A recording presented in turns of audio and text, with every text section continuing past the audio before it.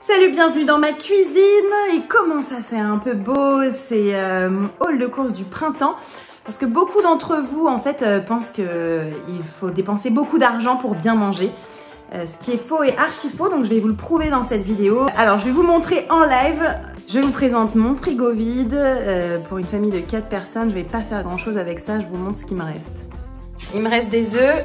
Ah bon, il me reste un seul œuf. Il me reste 2 pauvres bouts de fromage ridicules qui ont fond grise mine. Alors j'ai un peu de soupe de cresson qui me reste, un peu de lentilles, du persil et des oignons, de l'échalote. Ça c'est un peu la base du frigo qui me reste. Là-dedans il n'y a plus grand chose. Là-bas c'est quoi? Ah bah pareil, encore un peu de soupe, un peu de carottes et de pommes de terre. Bon, par contre des bières, il y en a toujours dans le frigo, vous avez remarqué? C'est ça d'être marié à un Anglais. Donc là, en gros, avec ce qui me reste dans le frigo, je pourrais faire une salade de lentilles avec des petits cubes de fromage, des petits bâtonnets de carottes et un petit peu de cornichons. Voilà, c'est une bonne salade complète, pourquoi pas avec un peu des graines de courge par-dessus. Plus en entrée, bah, de la soupe. Donc, comme quoi, il y a toujours le moyen de faire quelque chose d'équilibré, même quand on n'a plus rien dans son frigo, en fait. C'est l'heure de faire mes courses. Je vais vous montrer comment je mange local, le plus possible de saison, sainement pour 4 personnes, pour un budget tout à fait normal de famille. On est parti faire les courses, on fait 2 stops.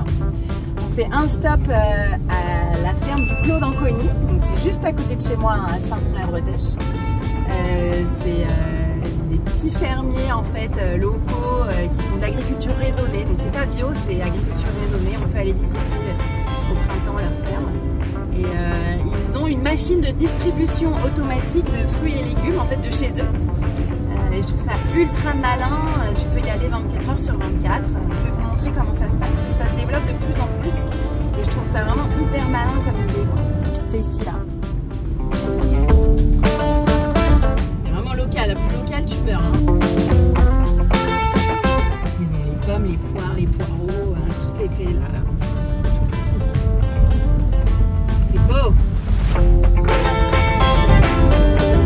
C'est leur ferme, hein, et en fait ils te racontent sur leur tableau ce qu'ils récoltent en fonction des mois, donc bah viens voir. Voilà, là nous on est en fin mars, début avril, donc voilà, on va voir les carottes, les poireaux, les navets, tout ce qu'on va pouvoir manger, quoi.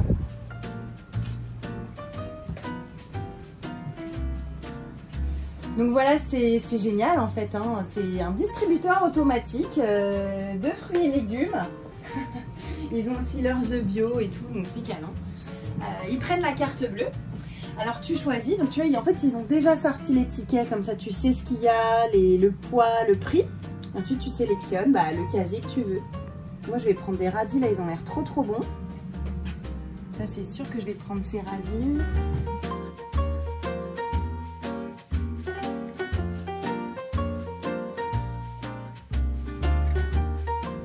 Des radis et des carottes, c'est pas mal ça, je vais plutôt prendre celle-là. Et ici leurs betteraves rouges, elles sont très bonnes, puis il y a du céleri là et des herbes ciboulettes, je vais prendre celui-là aussi.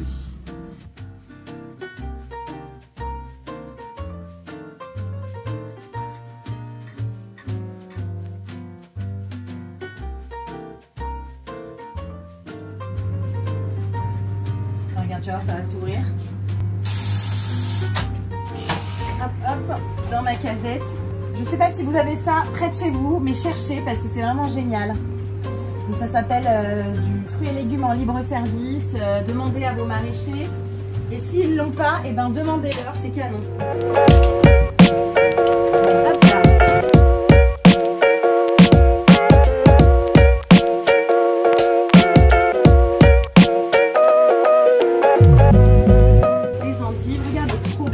Comme ça là, avec plein de noix, des graines de courge, des pommes, c'est trop bon, c'est un peu de raisin sec, faire une trop belle salade.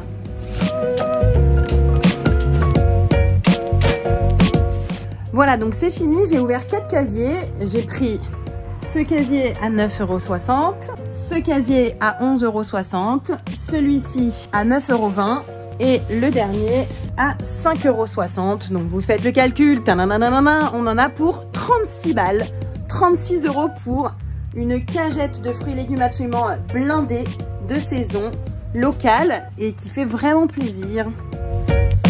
Voilà. Donc tu vois, ça me fait plaisir parce que l'argent il va directement chez eux. Ils bossent bien, ils s'investissent dans la région pour produire quelque chose de beau, de frais, qui fait du bien à tous les habitants du coin. Donc je préfère vraiment acheter mes fruits et légumes ici. Alors bien sûr, de temps en temps, je vais acheter un peu d'avocat, de l'ananas au supermarché ou dans les supermarchés bio. Mais malgré tout, quand même, ici, c'est mon coup de cœur. Et voilà, je suis vraiment contente de pouvoir participer en fait au développement de cette activité. Donc pour la petite histoire, un jour, quand on rentrait en fait de notre voyage aux États-Unis avec mon mari et les enfants, il était tard et on s'est dit tiens, on n'a rien à manger à la maison, comment on va faire pour le petit déj demain? Et on était défractés du décalage horaire, donc les enfants ils avaient envie de manger des trucs. On est venu là genre à 23h30 en sortant de l'avion et hop, on s'est acheté des trop bons fruits et légumes frais et on était chez nous pour pouvoir manger. Donc c'est hyper pratique, il y a un côté 24 heures sur 24, c'est très moderne et en même temps très à l'ancienne, je trouve ça cool. Donc maintenant on va au supermarché, c'est beaucoup moins fun.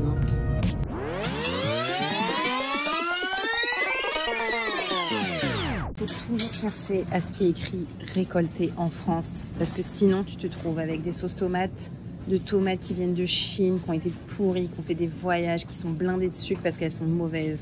Ça c'est hyper rare et c'est très important.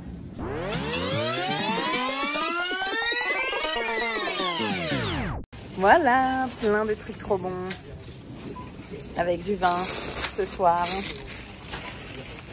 Alors voilà le résultat des courses. 10 jours de courses pour nous 4. Donc mes 2 enfants, moi et mon mari.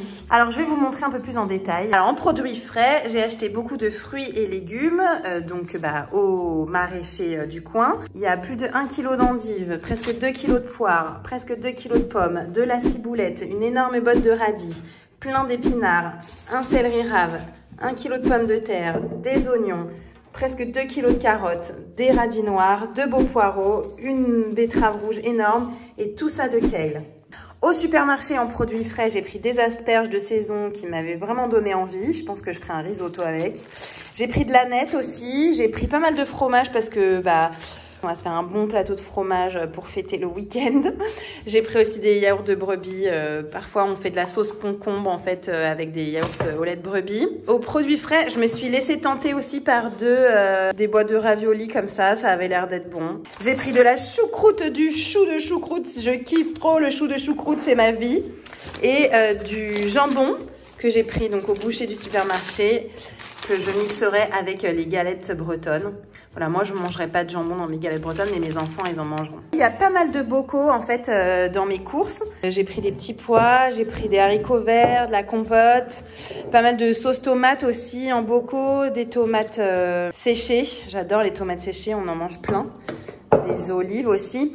Donc comme quoi, bien sûr, on peut manger des produits non périssables comme ça en bocaux et ça reste très healthy. C'est des produits finalement pratiquement pas transformés, puisque par exemple là dans ces pois chiches là, en fait je vérifie toujours, tu vois, dans les boîtes, c'est pois chiches au sel, point, c'est tout. Après il faut juste les essorer à l'eau, les rincer à l'eau et ensuite on peut les manger.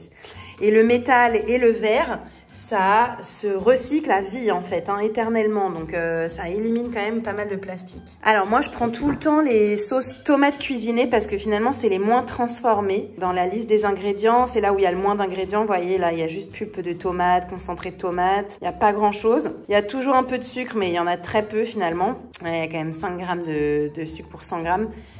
Après, c'est la recette de la sauce tomate, il y a quand même du sucre dedans. Mais dans les recettes tomates cuisinées, c'est là où il y a moins de transformés, de conservateurs et d'agents. Au rayon congelé, alors j'ai pris des petits pois parce que j'adore le côté petit pois frais, bien dur, un peu croustillant, par exemple pour faire une jardinière de légumes ou un risotto. Et puis des fruits rouges congelés que je vais utiliser par exemple pour faire un coulis sur de la glace vanille pour un dessert un peu sympa pour les enfants. Ou bien voilà, dans une espèce de salade de fruits. C'est vrai que là en ce moment les pommes, les poires, les oranges, on en a un peu marre. Donc voilà, ça rajoute un petit peu de cool sans que ce soit des produits hors saison. Pour le petit déjeuner, nous en famille, on alterne. Soit on prend tout ce qui est muesli ou soit on prend du vrai bon pain, de la baguette ou du pain complet tranché. Moi, mes enfants, c'est un peu le compromis que je fais avec eux. C'est moitié flocons d'avoine de base complet, moitié un peu avec du chocolat. Voilà, ça reste bon, du sucre, c'est sûr, mais malgré tout, il y a quand même moins de sucre que quand dans des espèces de frosties. Donc là, en fait, c'est la liste des ingrédients et valeurs nutritionnelles de ce muesli au chocolat, avoine chocolat. On a dans le sucre 10 grammes pour 100 grammes de produit. Par exemple, pour des frosties ou des chocs à pic, on est plutôt à 25 grammes pour 100 grammes. Donc là, on est quand même 2 à 3 fois moins. Bien sûr, il y a un peu de matière grasse, parce que c'est la matière grasse du chocolat. Bon, malgré tout, il y a quand même beaucoup de fibres et de protéines. Regardez, 12 grammes de protéines pour 100 grammes de produit, c'est énorme. C'est un produit assez protéiné au final, alors que c'est juste des flocons d'avoine complète. Donc voilà en gros ce que j'achète en boulangerie. Donc c'est une boulangerie qui fait du vrai bon pain bio. Donc j'ai acheté 2 baguettes tradition. Et puis ensuite j'ai pris des pains nordiques tranchés que je vais congeler et que je vais décongeler le soir pour le lendemain matin au petit déjeuner pour les tartines. Donc ça c'est les pains nordiques, pain seigle, blé noir et graines. Pour le goûter des enfants, vous savez, la plupart du temps, je fais dans mon meal prep un gâteau de goûter. Mais c'est vrai qu'au moins 1 ou 2 fois dans la semaine, pour varier un peu et qu'ils ne soient pas lassés, je leur place des gâteaux du commerce. Ils aiment bien, ils sont contents, ils le montrent aussi à leurs copains. Après, voilà, j'essaye de trouver les trucs les moins pires. J'essaye d'éviter l'huile de palme. Donc, dans ceux-là, par exemple, il n'y a pas d'huile de palme, donc ça fait plaisir. Après, bien sûr, ça reste très sucré, c'est du gâteau industriel. Mais bon, voilà, il faut aussi rester des enfants et kiffer, quoi. Puis j'achète aussi quand même toujours du chocolat. Hein, c'est notre drogue familiale. Donc du très noir pour moi et du très au lait pour mes enfants. Je vous fais une petite aparté concernant le choix, notamment le choix des biscuits. Parce que c'est pas facile quand on est une maman. On est pressé, parfois les enfants nous réclament « Je veux manger ça, ça, ça ». Comment est-ce qu'on choisit, vite fait, bien fait, un paquet de gâteaux par rapport à un autre. Par exemple, je vais vous comparer ces 2 paquets de gâteaux, donc celui-ci et celui-là. Donc la même marque, à peu près le même prix et à peu près la même envie que les enfants peuvent avoir de manger, quoi. La première chose à regarder, c'est ce qui est écrit en plus petit. C'est la liste des ingrédients pour les Lulu l'ourson à la fraise. Le premier ingrédient, c'est sirop de glucose fructose. Bam! Le premier ingrédient, c'est l'ingrédient qui a en plus grosse quantité dans le produit. Dites-vous qu'il y a au moins plus que 25%, donc 1/4 de sirop de glucose fructose, qui est donc un espèce de mélange chimique de sucre ultra favorable au diabète de type 2 et à l'obésité. Ici, dans les petits écoliers, le premier ingrédient, farine de blé. Bon déjà 68% de farine de blé, donc c'est quand même beaucoup plus rassasiant, beaucoup plus intéressant en termes nutritionnels. Ensuite du sucre, donc c'est du sucre là, c'est pas du sirop de glucose fructose et c'est différent parce que c'est pas métabolisé de la même façon. Ensuite du beurre 14%, et là après l'idée c'est d'essayer de voir dans le reste des ingrédients ce que vous pouvez pas prononcer. Donc là par exemple diphosphate disodique, bon on se dit ouais pas génial. Carbonate acide, enfin, tous des trucs que vous utiliseriez jamais en cuisine, quoi. On essaye de voir s'il n'y en a pas trop. Et donc, dans celui-ci, les Lulu l'ourson, le reste, donc farine de blé, il n'y en a que 24%, alors que dans celui-là, vous voyez, il y en avait 68%. Et alors après, on essaie de voir s'il n'y a pas trop d'ingrédients qu'on n'arrive pas trop à prononcer. Donc là, qu'est-ce qu'on a? On a glycérol stabilisant, assez haut quand même dans la liste, diphosphate, carbonate, émulsifiant, E472, E451, E401. Donc tout ça, là, c'est quand même vraiment à éviter. Gélifiant, pectine, correcteur d'acidité, arôme naturel, pas du tout décrit, on ne sait pas ce que c'est, des épaississants, etc. Donc, tout ce qui est écrit à la fin, en bas, généralement, qu'on n'arrive pas trop à prononcer, c'est pas top. Avec tout ça, on va beaucoup manger. Avec les asperges, clairement, je vais faire du risotto aux asperges. C'est pour ça que d'ailleurs j'ai pris l'Annette parce que j'adore le risotto aux asperges. C'est une de mes recettes printemps que je préfère. Je vais faire des pâtes aux légumes avec plein de sauce tomate. Qu'est-ce que je vais faire? Je vais pouvoir faire une quiche au poireau. Je vais faire des soupes avec les pommes de terre notamment. Pas mal de légumes vapeur. Je vais faire une grosse salade d'endives aussi. Avec tout ce qui est céréales. Bon, j'en ai plein, hein, donc du coup...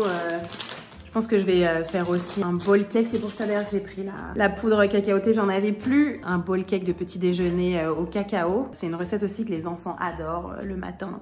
Alors verdict, combien est-ce qu'on a dépensé pour tout ce bon boire et ce bon manger? Eh bien, au supermarché, j'en ai eu pour 155,94 €. À la boulangerie, j'en ai eu pour 10,80 €. Et donc, chez le producteur de fruits et légumes, j'en ai eu pour 36 €. Ce qui nous fait un total de 202 €. 202 € pour 4 personnes pour 10 jours. Ça fait à peu près 20 € par jour. Pour 4 personnes, 5 € par personne, c'est très peu. Ça coûte pas du tout cher de bien manger là-dedans.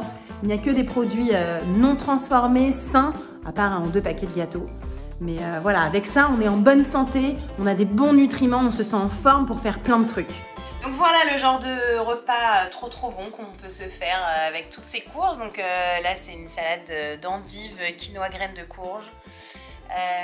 Ça a l'air trop bon. Donc voilà, c'est tout pour moi.